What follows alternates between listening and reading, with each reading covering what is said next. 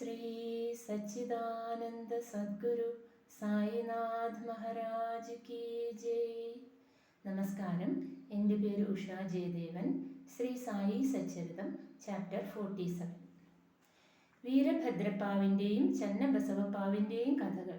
പാമ്പും തവളയും. കഴിഞ്ഞ അധ്യായത്തിൽ ബാബയുടെ ഓർമ്മയിലുള്ള 2 ആടുകളുടെ കഥ വിവരിച്ചു.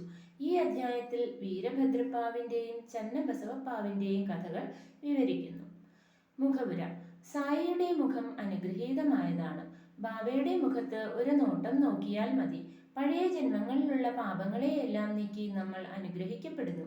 കരുണയോടുകൂടി ബാബ നമ്മളെ നോക്കിയാൽ നമ്മുടെ കർമ്മബന്ധം അകന്നുപോയി നാം സന്തോഷിതരാകുന്നു. പുഴകൾ മനുഷ്യർ ചെയ്ത പാപങ്ങളെയും അഴുക്കുകളെയും നീക്കുന്നു. അവയിൽ ചെന്ന് കുളിച്ചാൽ പക്ഷേ അവ നദികൾ, സന്യാസിമാർ, ജ്ഞാനികൾ വന്ന് അവരുടെ പാദങ്ങൾ തട്ടി ആശീർവദിക്കുന്നതിനെ എതിർനോക്കുന്നു. അതിനാൽ കൂടിയിരുന്ന എല്ലാ പാപങ്ങളും നീങ്ങിപ്പോകുന്നു. അവക്കറിയാം ഇത് സന്യാസിമാരുടെ പാദങ്ങൾക്ക് മാത്രമേ സാധ്യമാകൂ എന്ന്. സായിബാബ ജ്ഞാനികളിൽ വെച്ച് ഏറ്റവും നല്ല നവരത്നങ്ങൾ പതിച്ച കിരീടമാണ്. ഇപ്പോൾ ബാബ പറഞ്ഞ ഒരു കഥ കേൾക്കുക.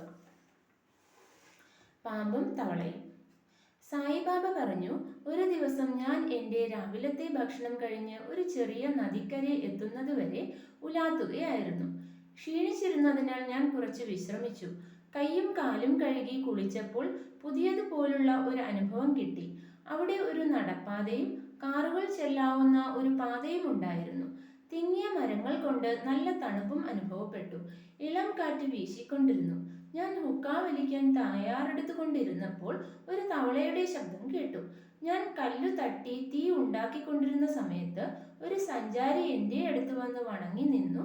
സൗമ്യതയോടെ എന്നെ അദ്ദേഹത്തിൻ്റെ വീട്ടിലേക്ക് വിരുന്നിനും വിശ്രമത്തിനുമായി വിളിച്ചു. അദ്ദേഹം എൻ്റെ ഹുക്ക കുഴലിൽ തീ കത്തിച്ച് എൻ്റെ കയ്യിൽ തന്നു. വീണ്ടും ആ ശബ്ദം കേട്ടതിനാൽ ഞാൻ അതെന്താണെന്നറിയാൻ ശ്രമിച്ചു. ഒരു തവള കഷ്ടത്തിലായിരിക്കുന്നുവെന്നും അത് അതിൻ്റെ കർമ്മഫലം ഇപ്പോൾ അനുഭവിച്ചു കൊണ്ടുമിരിക്കുന്നു. അതിനാൽ പരിഭവിച്ചിട്ട് യാതൊരു ഫലവുമില്ല. പിന്നെ അദ്ദേഹം ഹുക്ക വലിച്ചിട്ട് എൻ്റെ കയ്യിൽ തന്നു. ഞാൻ അവിടേക്ക് ചെന്ന് നോക്കാമെന്നും പറഞ്ഞു. ഒരു തവളയെ പാമ്പ് പിടിച്ചിരിക്കുന്നതിനാൽ അത് കരയുന്ന ശബ്ദമാണ് ഞാൻ കേട്ടത്. രണ്ടും കഴിഞ്ഞ ജന്മത്തിൽ ദുഷ്ടകളായിരുന്നു. അതിൻ്റെ ഫലമാണ് ഇപ്പോൾ അനുഭവിക്കുന്നത്. അദ്ദേഹം തിരിച്ചു വന്ന് ഇനിയും 10-12 നിമിഷങ്ങൾക്കുള്ളിൽ ആ തവളയെ പാമ്പ് വിഴുങ്ങും. ഞാൻ അതിന് മറുപടിയായി, ഇല്ല, അത് അരുത്. ഞാൻ അതിൻ്റെ രക്ഷാകർത്താവാണ്. മാത്രമല്ല ഇപ്പോൾ ഞാൻ ഇവിടെയുണ്ട്. എങ്ങനെ ആ സർപ്പം അതിനെ തിന്നുവാൻ അനുവദിക്കും? ഞാൻ എന്താ ഒന്നിനും കൊള്ളാത്തവനാണോ ഇവിടെ ഇരിക്കുന്നത്? നോക്കൂ, ഞാൻ എങ്ങനെ അതിനെ വിടുവിക്കുന്നുവെന്ന്. വീണ്ടും പുകവലിച്ച ശേഷം അവർ അവിടേക്ക് ചെന്നു. ഭയത്തിൽ മുന്നോട്ട് പോകണ്ട, പക്ഷേ സർപ്പം നമ്മളെ ഉപദ്രവിക്കും എന്ന് അദ്ദേഹം പറഞ്ഞു. അദ്ദേഹത്തിന്റെ വാർത്തകളെ തള്ളി ഞാൻ മുന്നോട്ട് ചെന്ന് ഇങ്ങനെ പറഞ്ഞു, ഓ വീരഭദ്രപ്പ, തന്റെ ശത്രു ബാസപ്പ ഇനിയും പശ്ചാത്തപിക്കുന്നില്ലേ? അവൻ ഒരു തവളയായി ജനിച്ചു. നീ ഒരു സർപ്പമായും ജനിച്ചു. ഇനിയും അവനോടുള്ള ശത്രുത നിലനിർത്തുന്നുവോ? നിനക്ക് നാണമാവുന്നില്ലേ? ഈ വർത്തമാനം കേട്ട പാമ്പ് തവളയെ വിട്ട് വെള്ളത്തിൽ പാഞ്ഞു കാണാതായി. തവളയും ചാടി ഒരു ചെടിക്കൂട്ടത്തിൽ മറഞ്ഞു. ആ സഞ്ചാരി അതിശയിച്ചുകൊണ്ട് പറഞ്ഞു, എനിക്കൊന്നും മനസ്സിലാവുന്നില്ല. നിങ്ങളുടെ വാർത്തകൾ കേട്ടിട്ട് എങ്ങനെ പാമ്പ് തവളയെ വിട്ടു? ആരാണ് ഈ വീരഭദ്രപ്പ? ആരാണ് ഈ ബാസപ്പ? എന്തായിരുന്നു അവരുടെ ശത്രുതയ്ക്കുള്ള കാരണം? ഞാൻ അദ്ദേഹത്തോടു കൂടി മരത്തണലിലേക്ക് തിരിച്ചു. പുകവലിച്ചുകൊണ്ട് ആ ഗൂഢസംഭവത്തെ വിവരിച്ചു. പഴയ ഒരു പുണ്യസ്ഥലത്ത് മഹാദേവ മന്ദിരം ഉണ്ടായിരുന്നു. അത് എൻ്റെ സ്ഥലത്തിൽ നിന്ന് 4-5 മൈൽ അകലെയായിരുന്നു. അവിടെ താമസിക്കുന്നവർ അതിനെ നേരെയാക്കി പുതിയതാക്കുവാനായി പണം ശേഖരിച്ചിരുന്നു. എന്തെന്നാൽ ആ മന്ദിരം വളരെ പഴയതും ഇടിഞ്ഞു തൂങ്ങിയതുമായിരുന്നു. വലിയ ഒരു തുക ശേഖരിച്ച ശേഷം അത് പുതുക്കി പണിയാനും പൂജകൾ തുടങ്ങാനും വേണ്ട ആലോചനകൾ തുടങ്ങി. ഒരു പണക്കാരനും അവിടെ തന്നെ താമസിക്കുന്നവനുമായ ഒരാളെ ട്രഷററായി നിയമിച്ച് എല്ലാ ജോലികളും അവന് കൊടുത്തു.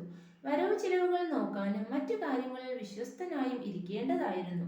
അദ്ദേഹം ഒരു 1-ാം തരം പിശുക്കനായിരുന്നതിനാൽ പുനരുദ്ധാരണ പ്രവൃത്തികൾക്ക് വളരെ ചുരുക്കം സംഖ്യ മാത്രമേ ചിലവഴിച്ചിരുന്നുള്ളൂ.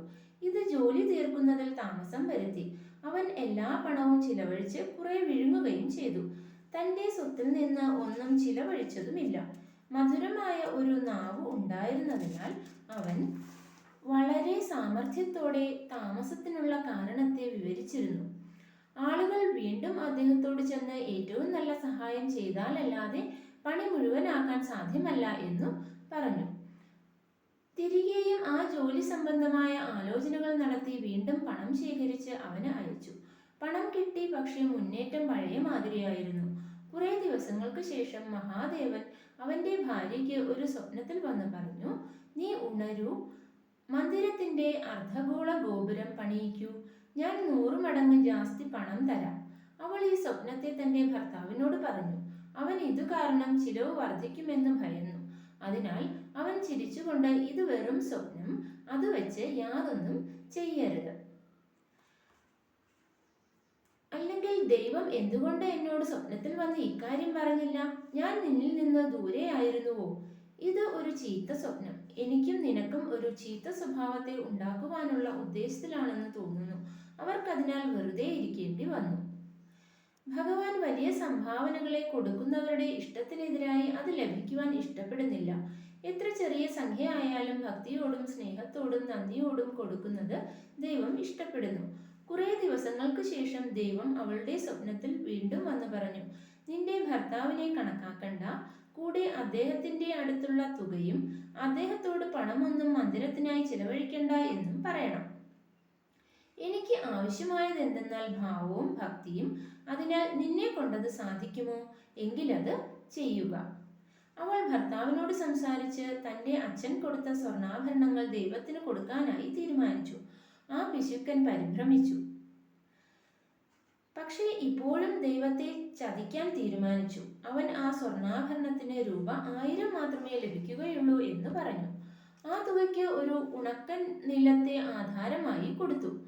അവന്റെ ഭാര്യ ഇതിന് സമ്മതിച്ചു. ആ നിലം അവൻ്റേതല്ലായിരുന്നു, അത് ദുബാക്കി എന്നു പേരുള്ള ഒരു ദരിദ്ര സ്ത്രീയുടേതായിരുന്നു. അവൾ അതിനെ ഈ പിശുക്കന് 200 രൂപയ്ക്ക് പണയം വെച്ചിരുന്നു.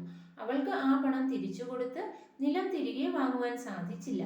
അതിനാൽ ആ ക്രൂര പിശുക്കൻ തൻ്റെ ഭാര്യ ദുബാക്കിയെ മാത്രമല്ല ദൈവത്തെയും കൂടി ചതിച്ചു. ആ നിലത്ത് വിധിച്ചിരുന്നില്ല. നല്ല കാലാവസ്ഥയുള്ളപ്പോഴൊന്നും അതിൽ നിന്ന് ഒരു അനുഭവം ഉണ്ടായിരുന്നില്ല. അങ്ങനെ ഈ ഇടപാട് തീർത്ത് അവിടത്തെ പുരോഹിതന്റെ വശം നിലത്തെ ഏൽപ്പിച്ചു. അദ്ദേഹം സന്തോഷിച്ചു. കുറെ കഴിഞ്ഞപ്പോൾ അതിശയങ്ങൾ നടന്നു. ഒരു വലിയ കൊടുങ്കാറ്റും ഇടിയും മിന്നലും മഴയും വന്ന് പിശുക്കന്റെ വീടിനെ തകർത്തു. അതിൽ അവർ 2 പേരും മരിച്ചുപോയി. അടുത്ത ജന്മത്തിൽ ആ പണക്കാരനായ പിശുക്കൻ ഒരു ബ്രാഹ്മണ കുടുംബത്തിൽ മധുരയിൽ ജനിച്ച് വീരഭദ്രപ്പ എന്ന നാമകരണം ചെയ്തു. അദ്ദേഹത്തിന്റെ ഭക്തിശ്രദ്ധാലുവായ ഭാര്യ ആ മഹാദേവ മന്ദിരത്തിലെ പുരോഹിതന്റെ വീട്ടിലും ജനിച്ചു. അവൾക്ക് ഗൗരി എന്ന് പേരിട്ടു. ആ സ്ത്രീ ദുബാക്കി, പണയം വെച്ചവൾ. മന്ദിരത്തെ ശുദ്ധമാക്കി വെക്കുന്ന ഒരു ഗൗരവ് എന്നവൻ മറ്റൊരു വീട്ടിലും ജനിച്ചു. അവന് ചന്നബസപ്പ എന്ന് പേര് കൊടുത്തു. ആ പുരോഹിതൻ എൻ്റെ സ്നേഹിതനായിരുന്നു. അവൻ പലപ്പോഴും എൻ്റെ അടുത്ത് വരും, സംസാരിക്കും, എന്നിട്ട് ഹുക്ക വലിക്കും. അവൻ്റെ മകൾ ഗൗരിയും എന്നോട് വളരെ ഭക്തിയുള്ളവളായിരുന്നു. അവർ വേഗം വളർന്നു വന്നതിനാൽ അവളുടെ അച്ഛൻ ഒരു നല്ല ഭർത്താവിനായി നോക്കിക്കൊണ്ടിരുന്നു. ഇതിനെപ്പറ്റി അധികം വിഷമിക്കണ്ട എന്ന് ഞാൻ പറഞ്ഞു. എന്തെന്നാൽ ചെറുക്കൻ തന്നെ വന്ന് പെണ്ണു ചോദിക്കും. പിന്നെ ഒരു ദരിദ്ര വീരഭദ്രപ്പ തെണ്ടി നടന്നിരുന്നു. തൻ്റെ ഭക്ഷണത്തിനായി അവൻ ഈ പുരോഹിതന്റെ വീട്ടിലേക്ക് വരിക പതിവായിരുന്നു. എൻ്റെ സമ്മതത്തോടു കൂടി ഗൗരിയെ അവന് വിവാഹം കഴിച്ചു കൊടുത്തു. അവനും എൻ്റെ ഭക്തനായിരുന്നു. ആദ്യകാലങ്ങളിൽ ഞാൻ അവനെ ഗൗരിയുടെ കല്യാണത്തിനായി പ്രോത്സാഹിപ്പിച്ചിരുന്നു.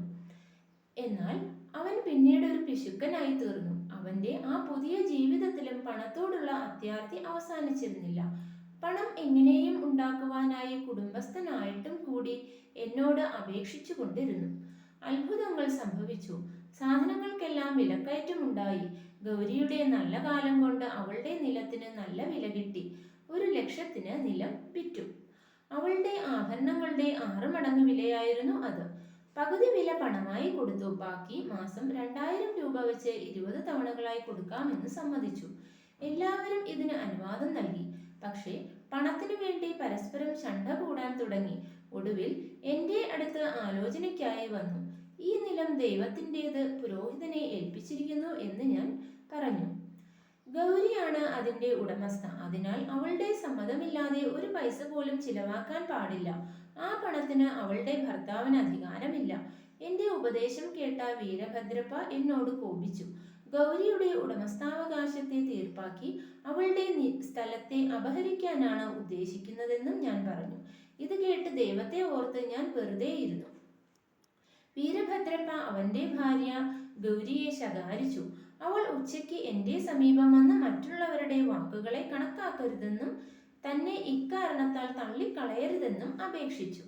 എന്നാൽ ഗൗരി അവളുടെ മകളാണല്ലോ, അങ്ങനെ അവൾക്ക് രക്ഷ കിട്ടി. അവളെ രക്ഷിക്കാനായി ഞാൻ 7 കടൽ കടക്കാനും തയ്യാറാണെന്നും വാക്കുകൊടുത്തു. അന്ന് രാത്രി ഗൗരിക്ക് ഒരു സ്വപ്നദർശനം ഉണ്ടായി.